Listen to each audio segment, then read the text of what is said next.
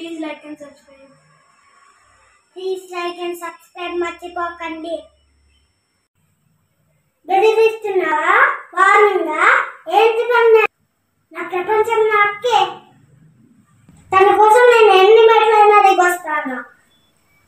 కానీ పొరపాటుగా తన జోలికి వస్తే సెకండ్ థర్డ్ ఉన్నది, సెకండ్ లేదు, సెకండ్ మాట్లాడతాడు. హే మినిస్టర్, నీలోనే కాదు నాలో కూడా ఇద్దరున్నారు. బదిలో ఉన్నంత వరకు అక్క మాట వినే తమ్ముడిని బది దాటాక అడేరు మాట కొల్లకి నిశాంతిని. Take care.